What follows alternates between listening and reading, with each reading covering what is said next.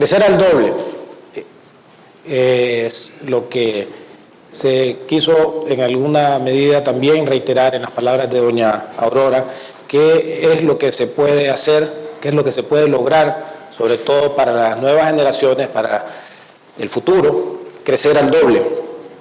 Quisiera hacerles simplemente un pequeño ejercicio mental de qué significa crecer al doble, como lo dijo doña Aurora. Nicaragua es una economía de aproximadamente 12.200 millones de dólares, Costa Rica es una de casi 53.000 millones de dólares, una gran diferencia, pero la tasa de crecimiento de Nicaragua es bastante más alta que la de Costa Rica. Entonces la lógica nos dice de que si vamos creciendo más rápido y que ellos estén un poco más adelante, va a haber un momento donde vamos a poderlos alcanzar. Lo que pasa es que la brecha es demasiado grande. Como ustedes pueden ver, 53.000 está muy lejos de 12.000 y realmente nos va a tomar bastante tiempo. Los próximos 30 años, si hacemos el ejercicio mental de que Nicaragua y Costa Rica van a crecer exactamente por los próximos años a las mismas tasas que crecieron en el 2015, de nuevo, esto es solamente un ejercicio, va a pasar más allá del 2035 para alcanzar a Costa Rica, va a pasar mucho más del 2035. De hecho, vamos a alcanzar bajo este supuesto a Costa Rica en el año 2139. Eso es un número bastante lejos, se mide realmente en generaciones, ¿verdad? Muy probablemente el nieto de una persona de 45 años no va a ver el año 2139. Pero miren qué pasa si la economía crece al doble. Si la economía crece al doble, sí lo podrá ver una persona de 45 años, va a tener aproximadamente 70 años, pero habremos alcanzado a Costa Rica en el año 2041. Esa es la importancia de ese punto de crecimiento, esa décima, ese doble de crecimiento, porque si nosotros logramos crecer a una tasa excepcionalmente alta, debo decir, esto es solamente un ejercicio, nos está costando mucho predecir el 2017, esta no es una predicción del 2041, pero el punto es el siguiente: si logramos crecer a una tasa acelerada, podemos ver cambios todavía en el curso de nuestras vidas. A final de mes vamos a traer a uno de los economistas más caracterizados, de mayor influencia en el mundo actual, de los economistas que viven, Dani Roderick. Será un anuncio, está en una volante ahí frente a ustedes, y va a ser una oportunidad bien interesante de entender de su experiencia cuáles son los países que han logrado crecer al doble y por qué. ¿Qué combinación de políticas, qué combinación de factores de diálogo público-privado, le insiste mucho en esto, ha logrado hacer de que los países efectivamente cambien su matriz tecnológica, cambien su tecnología, sus exportaciones y puedan lograr hacer esto? ¿Cómo lo ha hecho Chile? ¿Cómo lo ha hecho Taiwán? ¿Cómo lo han hecho algunos países europeos? ¿Cómo lo han hecho algunos países asiáticos? Entonces va a ser una bonita oportunidad de platicar con Roderick sobre esto. La coyuntura internacional, en el último memorándum del Fondo Monetario que proyecta el crecimiento de la economía mundial, hizo muy pocas revisiones, ajustó hacia abajo un poco el crecimiento, de hecho una décima el crecimiento mundial, particularmente por la recuperación del precio del petróleo, va a beneficiar a países como Rusia y Brasil, pero el Brexit va a afectar, según las estimaciones del fondo, no tanto en el 2016, pero sí en el 2017, la economía mundial. De tal manera de que sí tenemos ahí algunos cambios, pero muy leves, una situación muy parecida al crecimiento mundial que había desde inicios del año. Y de hecho el fondo dijo de que pensaba no cambiar las proyecciones, pero realmente el Brexit les hizo revisar las proyecciones, particularmente de Europa y particularmente Reino Unido, que va a caer un punto porcentual en el 2017. Con relación a los precios de los productos de exportación, se van a mantener relativamente estables. El tema del café, la carne con ciertas reducciones, el azúcar ha mostrado después de un año malo, del 2015, una buena recuperación, alrededor de $21, y el oro también con alguna recuperación en el precio internacional. La economía. Después de la aceleración que se dio en el 2015, en el segundo, tercer y cuarto trimestre, se nota una leve desaceleración de las dos medidas que tenemos acá, que es el IMAE, el Índice Mensual de Actividad Económica, y el PIB trimestral. En el informe pasado nosotros hicimos una proyección del PIB trimestral en base a la información de diciembre, y le estamos mostrando la proyección que hicimos en abril con los datos cerrados a diciembre, y la proyección que tenemos para el segundo trimestre, que todavía no tenemos datos cerrados. La proyección en su momento fue 4.8 de FUNIDE, y la proyección del segundo trimestre también se mantiene en 4.8, o sea que ya tenemos el dato oficial, que fue 4.8, o sea que la predicción le pegó al 100%, y en el segundo trimestre calculamos más o menos una tasa de crecimiento de 4.8, estamos esperando que cierren los datos. Sin embargo, tenemos de información del IMAE los meses de marzo y abril-mayo, y faltaría junio. Estos apuntan a que el dato oficial va a andar cerrando alrededor del 5.1 en el segundo trimestre del año. De nuevo, esto es una proyección, esto no es un dato oficial porque falta todavía el último mes, pero calculamos en base a los datos que se han mostrado que podremos cerrar a 5.1 según los datos oficiales, relativamente cerca de la proyección nuestra de 4.8. Sectores que han crecido: la construcción, número 1, 20%. Es un poco desacelerada después del 25% del último informe. Van a ver ustedes la proyección de inversiones que van a bajar un poquito, pero en todo caso estamos hablando de crecimiento arriba del 20%. Intermediación financiera, los bancos, el segundo sector de crecimiento. Vamos a ver luego las carteras y los depósitos. Y el sector comercio, que ha mantenido un buen crecimiento. Entre los sectores que han decrecido, la manufactura, esta vez ya no relacionada con las zonas francas, que en el 2015 había esa reducción, sino tiene que ver más con manufactura de artículos, de mercancía, de exportación, como son, por ejemplo, la carne, los lácteos, problemas comerciales que tuvimos con Centroamérica, algo de camarones también, afecta la manufactura, la madera, acuacultura, particularmente camarón de cultivo, y minas y canteras, que sigue, digamos, todavía luchando en este primer trimestre del año por un precio mejor del oro, y eso ha tenido una reducción en las actividades. En inflación, después de una reducción bastante continua durante todo el 2015, se ha estabilizado a niveles de alrededor del 4%, una inflación históricamente baja, de hecho, debajo de la tasa de devaluación de la moneda. No es la más baja de Centroamérica. Costa Rica está teniendo, de hecho, una deflación general. El Salvador también tiene inflaciones más bajas que esta, pero en todo caso, para el caso de Nicaragua, estamos hablando de una inflación por debajo del 4%, que esto en sí tiene un cierto efecto, ¿no?, en el índice de precios. De nuevo, no es de que los precios han bajado, el arroz, la carne, los alimentos siguen subiendo de precio, pero una tasa mucho más baja que las de los años anteriores, que comúnmente reportábamos como algo normal que estuviera creciendo al 6-7%, ahora está en 4%.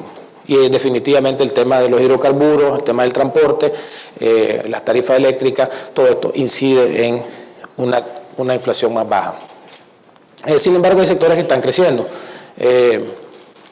Alimentos, bebidas alcohólicas y tabaco, restaurantes, educación, tienen ya varios reportes de coyuntura que han estado aumentando arriba del 8%.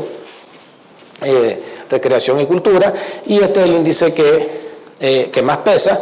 Alimentos y bebidas alcohólicas está realmente más o menos el 80% del IPC, el índice de precios, está concentrado en este ítem, y esto hace pues de que la inflación general se venga hacia abajo, los niveles de 4.1, y deflación en el componente de transporte, ¿no? Una reducción en los precios del combustible, que ha hecho que la inflación sea en este caso negativa para el mes de julio.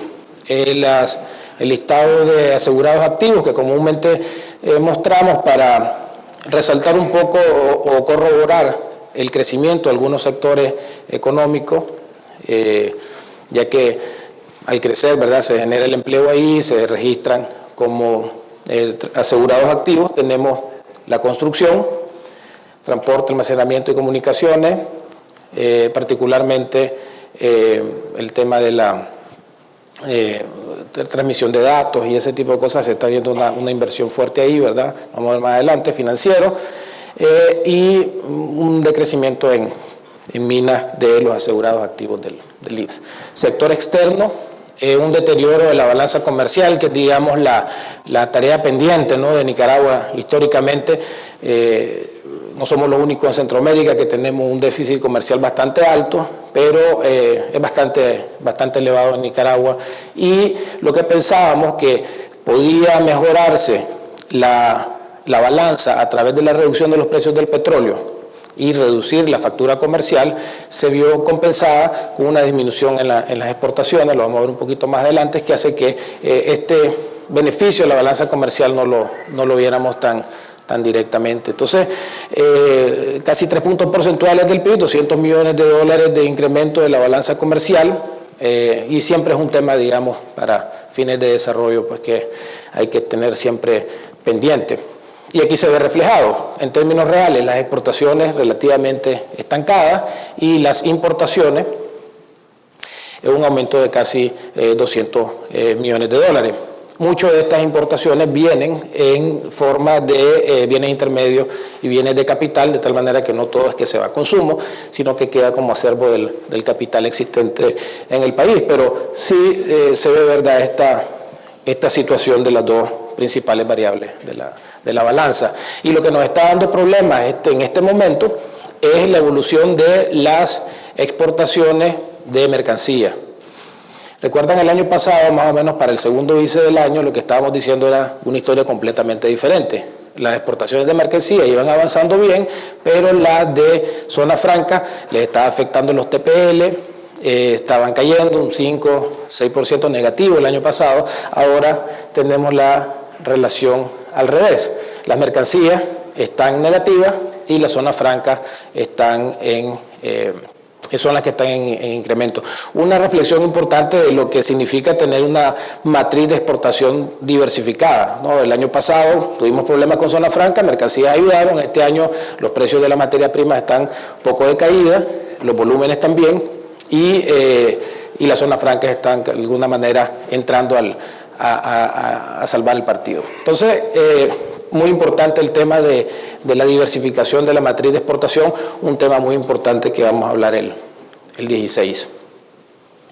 Entre los productos que están desempeñándose mejor y los que se están desempeñando peor, destacan el banano. El banano todavía es un rubro de exportación pequeño y por eso es que se ven estos saltos bastante grandes, pero se están dando inversiones importantes en Occidente, en la expansión de aproximadamente unas 1.500 hectáreas en los últimos años de banano, y por eso es que vamos a ver en el curso de todo este año un incremento bastante grande de las exportaciones de banano, aunque en términos absolutos van a ser relativamente pequeñas con relación a las exportaciones totales, pero sí va a haber ahí un dinamismo en Occidente interesante. Langosta, el frijol, que ahora sí se está exportando más el frijol rojo, después de un año donde se trató de promover más el frijol rojo, el negro, perdón, con algunos resultados negativos, pero ahora esta exportación es principalmente frijol rojo a Centroamérica. El café mostrando un desempeño de 9%, bastante bueno, que siempre es un tema de preocupación dónde está ubicado el café, y había estado ahí en el centro y ahorita está como moviéndose un poquito más hacia arriba con un 9%, lo cual es positivo. Carne vacuna, negativo. Esto es exportaciones reales, ¿verdad?, ajustando por precio. Entonces tenemos ahí un decrecimiento de las exportaciones este año que definitivamente nos preocupa. Y luego vemos acá el oro, el maní, el tabaco, azúcar, ganado bovino y camarón de cultivo, que están en términos negativos. Camarón de cultivo, un caso muy particular. No se cosecha camarón de cultivo en los primeros 3 meses del año. Estos eran inventarios que las camaroneras tenían. y en previsión a caídas de precios eliminaron inventarios antes que terminara el año y por eso se ve esta disminución casi del 70%, aunque la cosecha, por lo que hemos podido corroborar, tampoco luce bien para el camarón de cultivo por un tema de precio y por un tema de rendimientos también. Las importaciones, alrededor del 14%, las de mercancía y las de zona franca. Obviamente, si zona franca va creciendo, tiene que importar más. Remesas familiares, aproximadamente unos $20 millones adicionales a lo que había el año pasado, ¿verdad? Se siguen aumentando. Todo evidentemente obedece al desempeño económico de los países emisores de remesas y como porcentaje del PIB pues, baja 3 décimas. El sector público, las recaudaciones están bastante bien, se muestran superávits en muchas empresas públicas, el sector público no financiero en general luce bien, con buenos ingresos, mayores a los del año pasado, 10% en total, y en todas las partidas tenemos incrementos de recaudaciones, de tal manera que el tema fiscal, digamos, no es ningún tema de preocupación, todo lo contrario, se está manteniendo un buen balance, a pesar de incrementos de los gastos de capital y los gastos corrientes, aproximadamente 15% en las dos partidas. Mayor gasto de planilla y nómina, gastos corrientes, pero también 7.000, casi 1.000 millones de Córdoba en lo que va del año en el programa de inversiones públicas. Así que ahí se ve una evolución positiva y como he dicho, este incremento de gasto va de alguna manera financiado con mayores recaudaciones, con la única salvedad, digamos, que habíamos expresado alguna preocupación del déficit del INSS, que es un déficit operacional, que de continuar así se va a convertir en un déficit previsional. Este es un gráfico que no lo van a ver en el informe, fue actualizado entre el momento que enviamos a imprenta el informe y esta presentación. Estaba un superávit de casi 160 millones de Córdoba en el mes de abril. Estábamos pues, mostrando un efecto positivo pues, de la situación de la institución, pero al actualizarse los datos pues vimos que volvió a recaer en un déficit en el mes de mayo. Entonces continúan las preocupaciones con el Instituto Previsional. En términos de depósitos, vemos que los depósitos continúan aumentando, continúan creciendo en términos absolutos, ¿verdad? Los depósitos en el sistema. Sin embargo, muy por debajo de las tasas, alrededor del 15% que habíamos visto en la segunda mitad del 2015 y bajando ahora alrededor del 8%, que igual es una tasa alta, pero definitivamente hay menores depósitos de algunos agentes económicos que obviamente no podemos saberlos porque no tenemos los nombres de los depositantes, pero es tal vez no muy difícil pensar de que la disminución de la cooperación venezolana con menores exportaciones, una menor factura petrolera, esté detrás de esta disminución de depósitos. De nuevo es solamente una suposición, no tenemos forma de confirmarlo, pero sí se ve, digamos, una disminución, una desaceleración, para ser más preciso, de los depósitos. Es decir, siguen creciendo, no hay un problema de que los depósitos se están yendo, están abandonando el país, pero están creciendo a una tasa más baja, ¿verdad?